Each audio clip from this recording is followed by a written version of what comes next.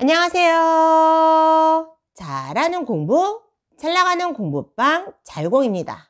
오늘은 공부방이 2배로 성장하기 위해서 꼭 해야 할 3가지 조건에 대해서 이야기 나눠보려고 합니다.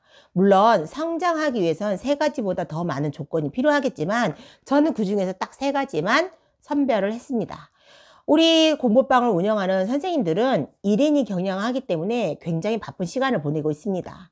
그 오픈 시간과 마무리하는 그 시간까지 꽉 알차게 아이들을 교육해야 하고 공부를 잘 가르쳐야 하는 것도 선생님의 역할이지만 1인이 운영하고 있는 공부방은 학부모 상담도 원장이 다 하거든요. 학부모 상담도 선생님이 해야 하고, 또 요즘에 같아서는 SNS 활동을 하면서 온라인과 오프라인의 홍보를 직접 해야 하고요. 그리고 수업을 또 준비하는 그 과정도 굉장히 필요하거든요. 그래서 1인이 운영하는 공부방 선생님은 굉장히 바쁩니다. 거기에다 또 재무 관리까지 하다 보니까 머리가 지끈지끈, 몸이 10개여도 부족한 게 1인 공부방 교습소 선생님이거든요. 그래도 학원을 운영하다 보면 같은 선생님들끼리 서로 고민을 나누기도 하고, 내가 좀 몸이 아프면 다른 선생님이 대체로 수업을 해주시기도 하고, 또 내가 다른 여유가 있기 때문에 제가 다른 요일에 빠졌을 때 보강할 수 있는 그런 기본적인 여유의 시간도 있고, 그리고 학원을 운영하다 보면 학생에 대한 그런 문제점이나 또 학부모에 대한 그런 어떤 문제가 발생이 됐을 때 같이 함께 수업을 하고 있는 선생님들과 상담을 하고 이야기를 하면서 스트레스를 풀기도 하고, 또 아주 현명한 답을 또 얻기도 하거든요. 그런데 1인이 운영하는 공부방 선생님과 교수 선생님은 어느 누구에게도 상담을 할 수 없고, 내가 혼자 모든 걸 다 해결해야 되기 때문에 정말 몸이 10개여도 부족하거든요. 특히 공부방 선생님은 살림을 하는 그 집에서 공부방을 운영하시는 선생님이 많기 때문에 살림도 하지, 공부방도 해야 되지. 그러다 보면 어느 날은 일주일에 한 번도 대문 밖을 나가본 적이 없는 적도 있습니다. 저도 생각해 보면 일주일에 정말 대문을 열고 나가본 적이 한 번도 없을 정도로 공부방을 그렇게 운영을 하는 그런 경우도 되게 많거든요. 공부방 선생님일수록 내 자신을 돌보는 첫 번째로는 보충 영양제를 꼭 챙겨 드셔야 합니다. 선생님이 꼭 챙겨 드실 비타민 C, 비타민 B, 비타민 D, 비타민 E군, 특히 이거를 골고루, 피를 골고루 나눠줄 수 있는 비타민 K를 꼭 챙겨 드셔야 하고요. 또 공부방 선생님은 아이들하고 같이 공부를 하면서 많이 신경을 쓰고, 아이들을 가르치기 위해서 나도 공부하고, 또 수업하는 공부방 아이들을 공부를 가르치다 보면 눈에 피로가 정말 많이 오거든요. 특히 저 같은 경우에는 눈이 엄청 좋지 않은 상태인데, 그러다 보면 눈이 맹할 때가 있고 앞이 흐릿할 때가 있거든요. 너무 과로하게 수업을 하거나 신경을 바짝 쓰거나 또 내가 책을 많이 보거나 수업을 오래 한 경우에는 갑자기 앞이 화면이 뿌해지거나 멍할 때가 있거든요. 그럴 때 선생님 조심하셔야 합니다. 징조거든요. 건강 이상 신호에 징조가 오는 겁니다. 그래서 공부방 선생님은 비타민 영양제도 챙겨 드셔야지만 눈에 좋은 약도 꼭 챙겨 드셔야 하고, 또 앉아서만 수업을 하기 때문에 칼슘제도 꼭 챙겨 드셔야 합니다. 오래 앉아있기 때문에 혈액순환이 잘 안 되기 때문에 오메가3를 꼭 챙겨 드십시오.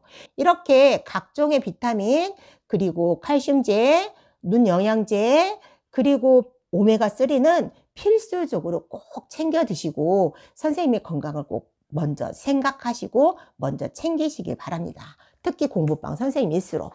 2번째, 공부방 선생님이 꼭 하셔야 할 일은 운동입니다. 내가 공부방을 운영을 하기 때문에 활동이 할 수 있는 범위가 굉장히 작아요.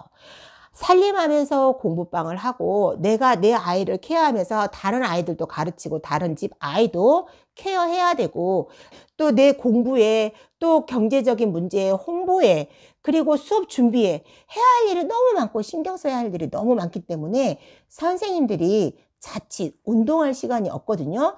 그래서 이런 걸 다 해놓고 운동을 하려다 보면 정말 운동할 시간이 단 10분도 없습니다. 그렇기 때문에 제일 우선순위에 운동을 두십시오.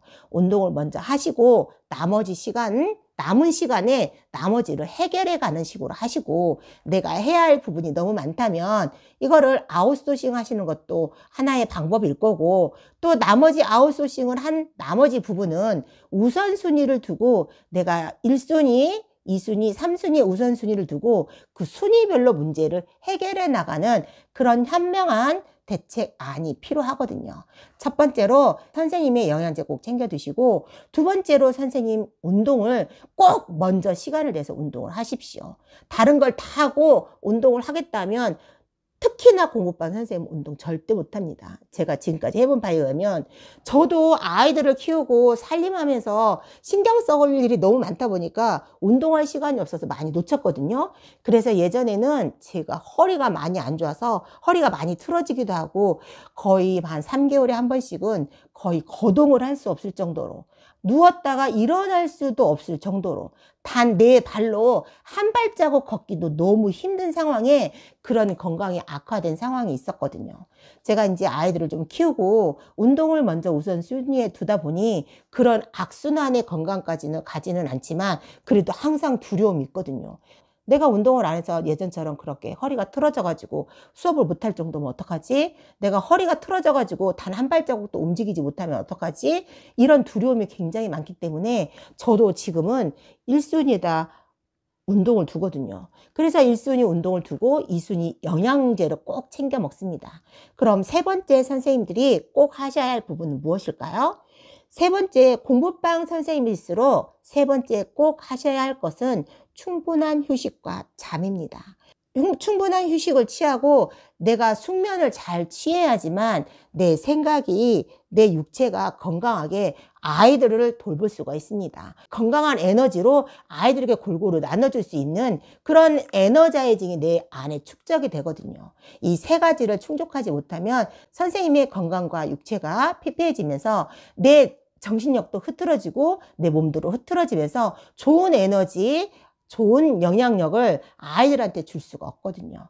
내가 공부방에 운영하는 아이들에게 좋은 영향력을 주고 싶고, 내가 키우고 있는 내 자녀도 올바른 방향으로 아이를 잘 이끌어가고 싶다면 선생님의 충분한 영양제를 꼭 섭취하시고, 시간을 꼭 필수적으로 1순위에 놓으셔서 운동하시고, 선생님의 질 높은 수면을 꼭 쟁취하시길 바랍니다. 제가 지금 영상에서 초제일관 처음부터 끝까지 한결같이 말하는 건 이 몸뚱아리에 대해서 얘기했습니다. 우리는 이 몸뚱아리밖에 없습니다. 1인 학원을 운영하시는 선생님이나 그리고 공부방을 운영하고 1인 교습소를 하시는 선생님은 이 내가 가진 지식과 이 몸뚱아리밖에 없습니다. 내 공부방이 2배로 10배로 성장하고 싶다면 반드시 해야 할 3가지 뭐였죠? 첫 번째, 필수적으로 영양제 꼭 챙겨 먹기. 그리고 두 번째 뭐였죠? 꼭 운동을 우선순위에 둘 것. 세 번째 뭐였죠? 충분한 휴식과 질 좋은 수면을 섭취하는 겁니다. 이 3가지를 꼭 먼저 우선순위에 두시고 공부방을 운영했을 때 시너지가 긍정적으로 발화가 되면서 잠재력을 내 안에서 내가 끌어낼 수가 있거든요. 자, 알람이 울리네요. 아이들 올 시간이 다 된 것 같아요. 문을 좀 열어야 될 것 같아요. 오늘 제가 선생님께 말씀드린 이 3가지를 꼭 숙지하시고 꼭 우선순위에 두셔서 선생님을 스스로 사랑하고 스스로 지켜나가는 그런 여러분들과 제가 되기를 간절히 기원합니다. 자, 오늘 또 아이들과 함께 깊이 있게 성장하고 발전하는 저와 여러분이 되기를 간절히 기원하면서 화이팅 외치면서 오늘 영상 마무리해 보도록 하겠습니다. 오늘도 화이팅!